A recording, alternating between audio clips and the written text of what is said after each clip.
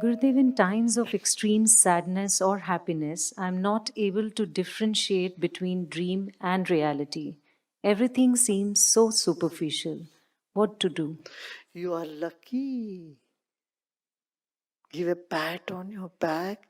When everything appears superficial, then your vision has broadened. Your eyes are open. Just look at your own life. Say if it's 80 years, suppose you live on this planet for 80 years. 40 years is gone by in sleep only. And the rest, maybe 10 years, is gone by in the bathrooms and toilets. 10 years, 10 years in eating, having food, snacks, and all that. And some years in traffic jam, maybe 8. Life is running very fast. You wake up and see it's all like a dream.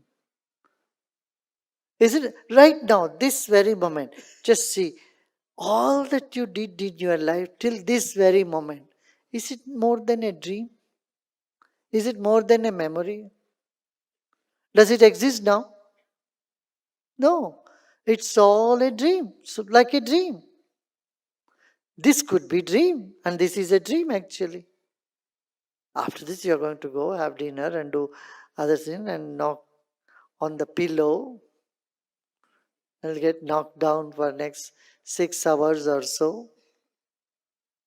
Then next morning again same routine, brushing the teeth and taking bath, and life moves on, and it's going very fast. Till the grave, it is also like a dream. Don't think this is another 20, 30 years is very far away.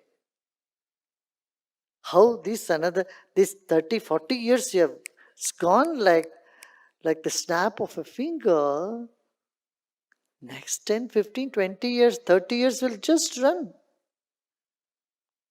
And we're not even conscious of it. So when we wake up and see the whole life up, it looks like a dream. And if we feel that, if you are realizing this, I tell you, you are one of the luckiest person. There are very few such lucky people on the planet who can see life from a broader vision, from a broader perspective. That gives rise to what we call the vivek, or the wisdom, discrimination from inside of you. Then you know what is important, what is not important. Unimportant things will not bother you then. All these petty things will not bother you. Otherwise, our botherations are very petty. Isn't it? What? What do you say? We are not bothered about the whole planet. We are not bothered about what's happening in Venezuela or what is happening in the North Pole, why the global warming is happening so fast. We're not bothered about the big issues. Our botherations are very tiny.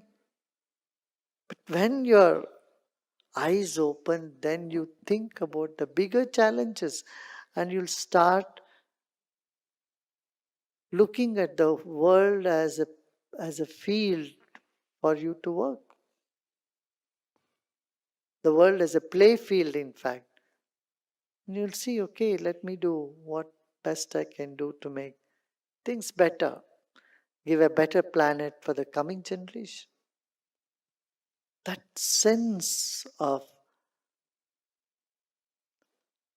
responsibility with wisdom will dawn in you. We are going to move away. Let's leave this planet a better place for the next generation. And such goal will keep you away from getting depressed. However, when you find life is meaningless, a sense of emptiness comes within you and then you get depressed. In UK, they have started a ministry called Loneliness Ministry. It says 18% of the population in United Kingdom suffering from loneliness and depression. 40% of the planet is mentally depressed. This year, World Economic Forum, they have said depression is a big cause, mental health of the planet. I was telling to them this 20 years ago, in 2001, when I went to Davos, I said this. I'm glad at least after 18 years, they're taking that up as an issue.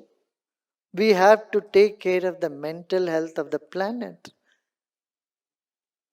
This, the business community is realizing. That's a welcome note.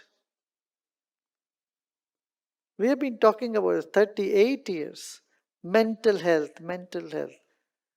Art of Living was chairing the Mental Health Committee of the United Nations. But only discussions happened, no work happened.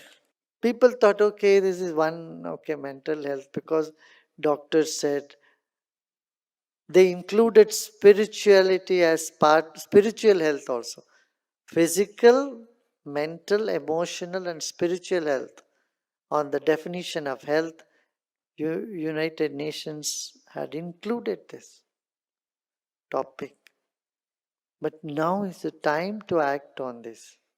So such a big steps you can take when you find, your personal petty worries are not bothering you.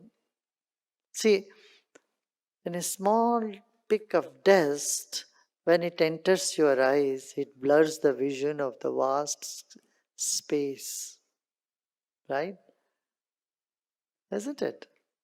You are looking at the vast space.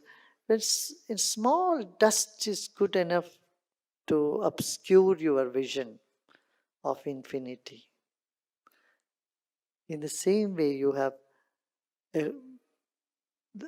hordes of wealth inside of you, so much wisdom, but the petty things in the mind obscures all that.